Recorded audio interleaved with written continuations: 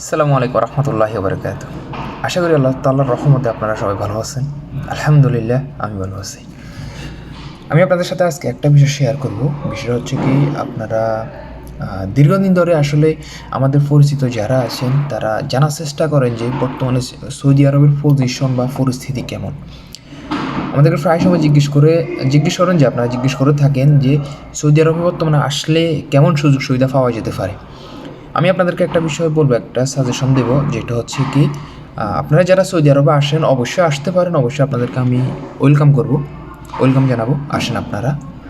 তবে আসার সময় মানসিকভাবে এমনটা প্রস্তুত নিয়ে আসবেন, যেটা হচ্ছে আপনি যদি বলেন যে আমি সৌদি আরবে আসি, আমি একটা চাকরি করি, ভালো একটা পজিশন ব্যবস্থা করে নেব, তাহলে এটা আপনার জন্য হতে পারে 50-50।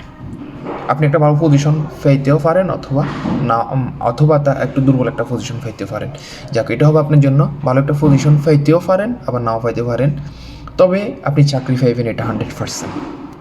চাকরি আছে, বেকার খুব কম মানুষই আছে। যারা চেষ্টা করতেছে, বেকার খুব একটা কেউ নেই, সবাই চাকরি বাকরি করতেছে।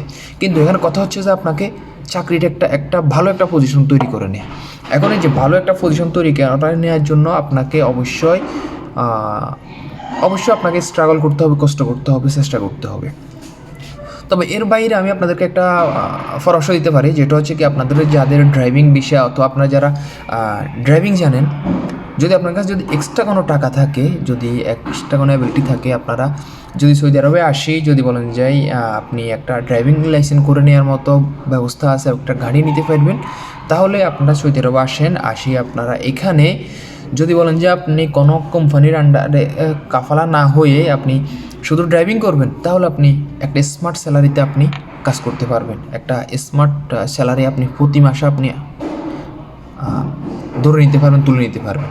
আর যদি বলেন যে না, আপনি একটা কোম্পানিতে চাকরি করবেন, কোম্পানি যদি আপনারা কাফালা করে কোম্পানি একটা বেতন দেন, নির্দিষ্ট একটা বেতন, যদি সাপোজ আপনি যদি একেবারে নর্মাল যেই স্যালারিতে, যেটা ধরেন আপনার 1200 রিয়াল 1300 রিয়ালে যদি আপনি যে চাকরি করেন 8 ঘন্টা ডিউটিতে, তাহলে আপনি বাকি যদি আরও 5-6 ঘন্টা 7 ঘন্টা যদি আপনি আপনার গাড়ি দিয়ে যদি আপনি ড্রাইভিং করতে পারেন, তাহলে আপনার জন্য মাসে মেবি মনে হয় যে লাখ টাকা ইনকাম করা খুব একটা বেশি কষ্ট হবে না।